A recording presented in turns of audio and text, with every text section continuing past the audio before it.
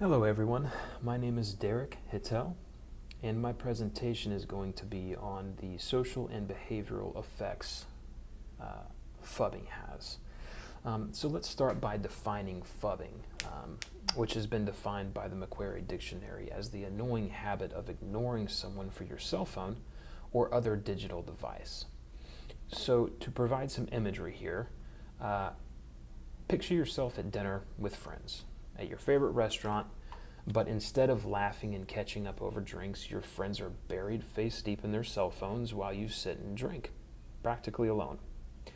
That's phubbing. So,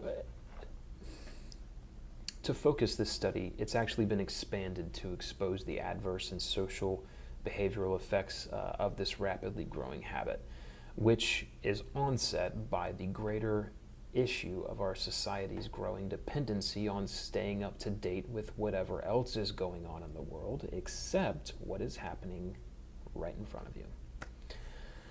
While the Macquarie Dictionary extends the definition of phubbing to all digital devices, for the sake of this study, cell phones will be the device in point and in question.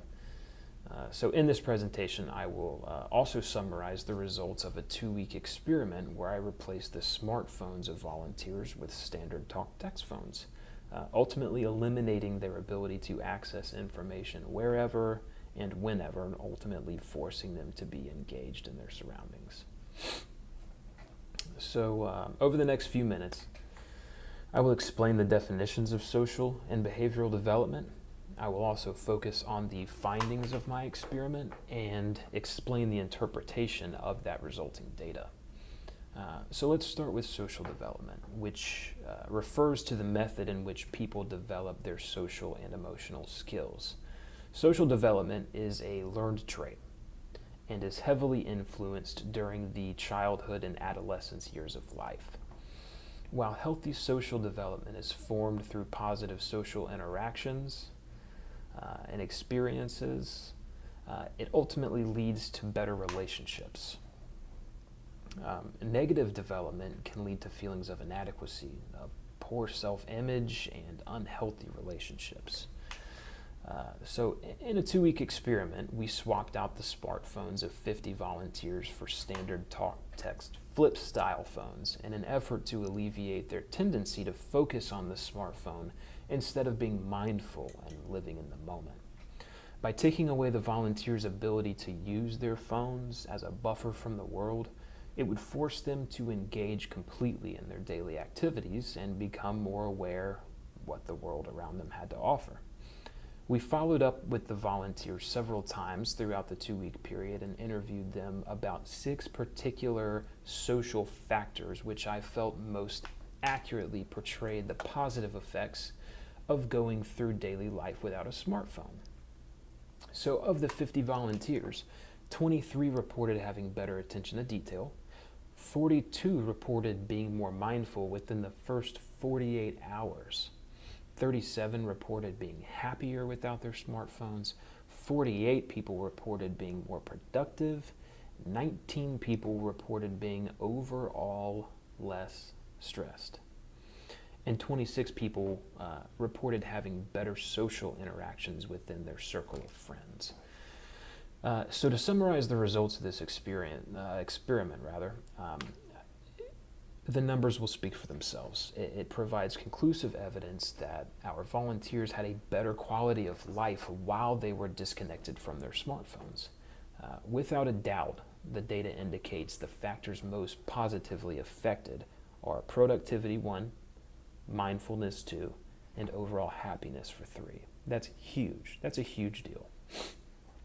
So moving from social to behavioral development, which the American Psychological Association has defined as the method by which an organism adjusts to its environment. Behavioral development, organism adjusting to its environment. For the purpose of this study, we will limit the organism to humans and the environment to our surrounding society. So much like social development, behavior is a learned trait, which is constantly being adjusted throughout our lifespan. Society is constantly changing the appropriate behavioral norm. And so the real question is, at what point do we, as a collective society, decide that one behavior is too extreme and others are not?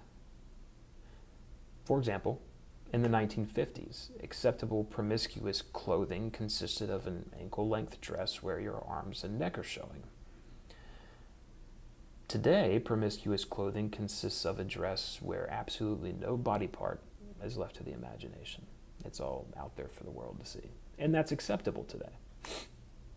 So, what I'm getting at is that when our social status becomes more important to us than decency, passion, or staying committed to our ethics and morals, rest assured that we will have crossed a dangerous line that could expose us to radically unacceptable behaviors.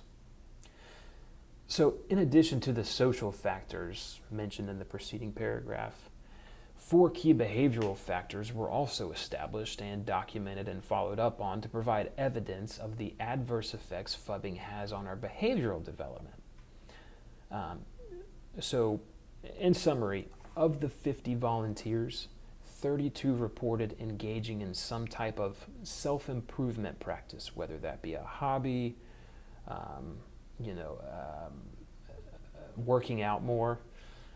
24 of those people reported picking up a self-improvement hobby or some other type of interest not related to a hobby. 13 people reported drinking more alcohol or smoking more. And lastly, 22 people stated their food consumption increased. So what does this mean? What does this prove? The results of this experiment provide conclusive evidence that the loss of one's ability to access the internet at any time and anywhere led to an increase in stress-related behaviors. The data shows that some volunteers generally reported heavier smoking or alcohol consumption, while some reported picking up extra hobbies or exercising more often. What this represents is our dependency on access to information and a struggle to fill that gap when it's voided. This is a sure sign that if we don't recognize our dependency and correct it, we may find ourselves facing severe societal and behavioral consequences. So, in conclusion, the results from the experiment provide empirical evidence that we have made it completely acceptable, both socially and behaviorally, to pay more attention to what's going on in our smart devices than to what's going on around us. The experiment shows that by scaling back our use of smart devices, we can alleviate the stress and become more mindful, which in turn has numerous positive effects on our mood and relationships.